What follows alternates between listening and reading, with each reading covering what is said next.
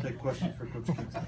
Well, the same question I had for Eddie. How big was that inning after UNCW had been coming back and answering y'all's runs just to navigate through the top of the order like they did? Yeah, very important.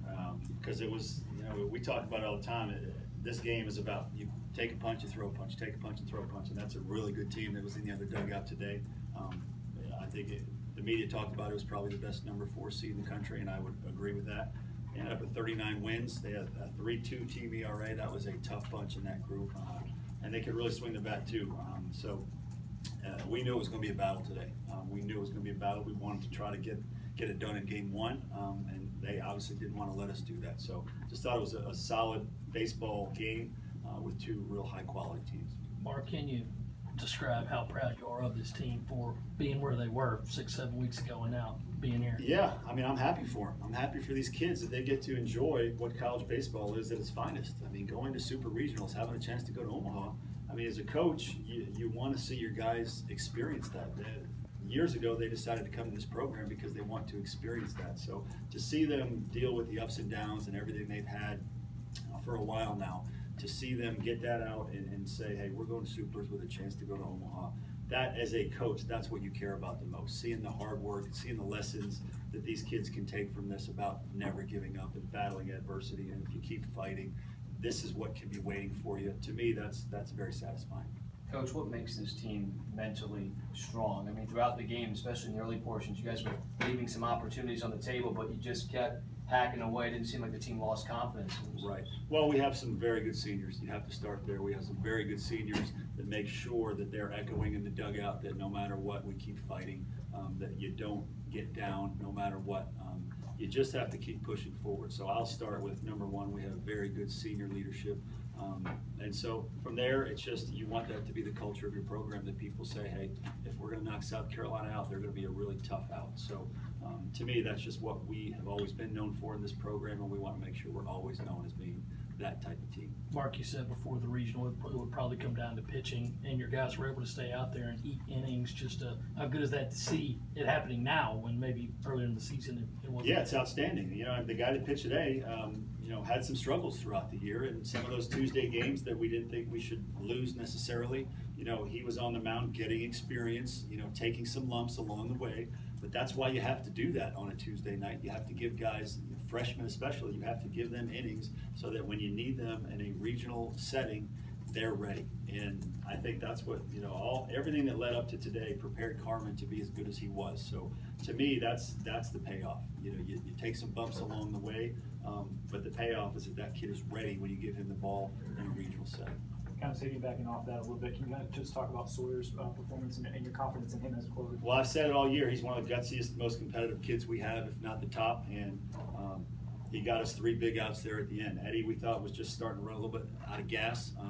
Gave up the 2 hard hit balls, so we just thought, all right, he gave us everything he could. 45 pitches, 3 innings. We tried to sneak a few more outs out of him, but as soon as we saw that the ball wasn't quite as sharp, we went to our next guy that we trusted. And so Sawyer got us big outs the other night, and he got us 3 big outs today. And he's as much, he gets by, he has talent, to make no mistake, he has very good talent, but he gets by on competitiveness and heart just as much.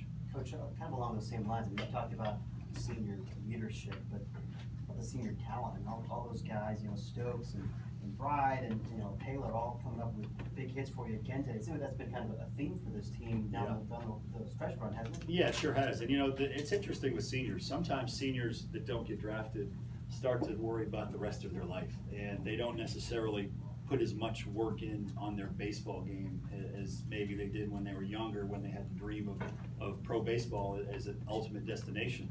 So with seniors, sometimes you don't get as much. What I'm most happy for these guys is they try to become the best baseball players they could be, and all of those guys have had career years. And because they've had career years, we're in a super regional. And so those seniors have been great leaders, but they've also elevated their game pretty significantly. And I think a great majority of those seniors now will have a chance to get drafted. Mark, obviously you have played Arkansas before. It might have been a while ago, but you know how much will that help going into this super? Yeah, well, I mean, there won't be any mysteries or secrets. They know us, we know them. It's going to be about playing the best baseball and who makes the most pitches. They're 30. Well, they're probably 33-3 at home at this point. So we don't expect it to be easy, but nothing's been easy for us all year. So we'll go in there, we'll give it our best shot, and whoever makes the most pitches and gets the most big hits and plays the best defense, that's who will win. How satisfying is this for you personally? I think this is your first regional championship. Yeah, it's not about me. This is about South Carolina Gamecock baseball. It's about getting our program where everybody wants it, and it's about those guys. I mean, it's about all of that. Coach, you go 3-0 in this postseason format. As you guys look to continue to reach your potential, what do you think this team showed themselves with this performance going for this weekend? Well, they're just getting constant reinforcement that what it takes to be successful is hard work, it's determination, it's savvy, it's the willingness to keep fighting. I mean, to me, it's just reinforcement of what they've had for the last 2 months. I mean, they've been learning the same lessons for 2 months, that if you don't give up, you keep fighting, you can turn the ship around, and that's exactly what has happened. Coach, you look nationwide, the SEC is kind of reigning supreme this weekend a little bit. How confident was your group coming in here as the one SEC team in this region? Well, I think it definitely gives you an edge. I don't think there's any question. When you look up on TV and you see Vanderbilt going and winning a regional, and you see us going and winning a regional, I think it's clear now. You know, statistically, it's not opinion. It's just the raw data says that the SEC has distanced themselves as the top conference in the country. So it does. And it's not just a confidence thing. It's you had to battle Florida's pitching staff and Vanderbilt's pitching staff and Arkansas's pitching. You had to battle the best in the country just to get here. So if you can survive that grind, you have a chance to play really good baseball in regional. And to me, it's a combination of all those things.